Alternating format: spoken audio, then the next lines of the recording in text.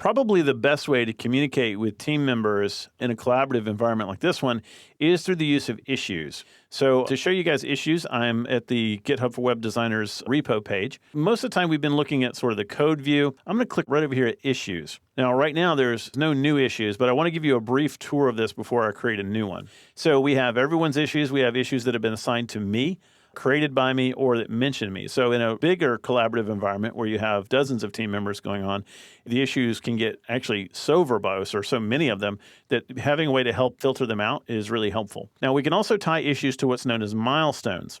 Milestones are more for, if you have a specific goal in mind, you can set these milestones. These are kind of like project milestones that you can hit. And usually you track them with issues. So, one milestone might have 4 or 5 issues. And when those issues are closed, that milestone is reached, that sort of thing. I'm going to go back to Browse Issues, because we can also, when we create new issues, give them a label. These are the defaults: bug, duplicate, enhancement, invalid, question, won't fix, that sort of thing.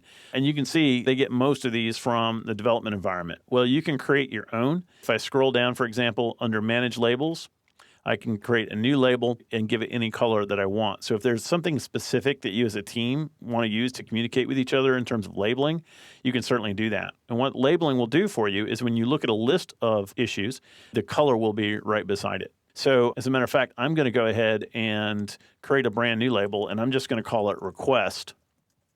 And then I'm going to give it yellow. That'll be good. And then I'll create it.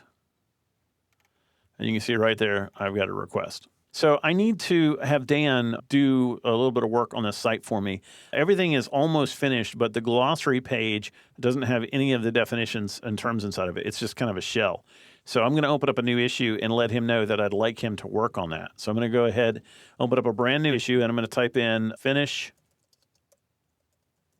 glossary page. I'm going to assign that actually to Dan. So you can assign that to anybody that you want. I'm going to give it a request label. So by clicking on the name of the label, it's going to give it that. And then I can write a more detailed message. So I can say, Dan, can you please finish the glossary.html page? It needs terms and definitions. And because I'm a nice guy, I like to say thanks. All right. Now, you can preview this if you want.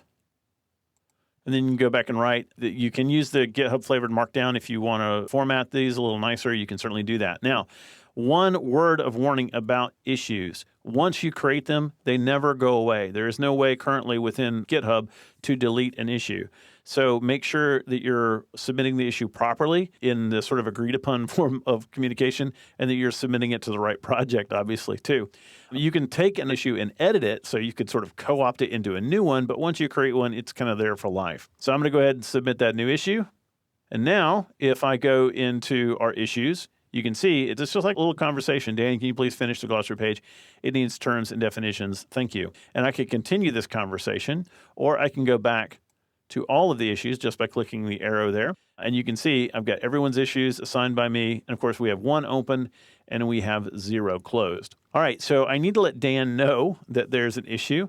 So I'm going to get a hold of Dan, let him know that there's an issue out here. And in the next exercise, we're going to talk about commenting on issues back and forth.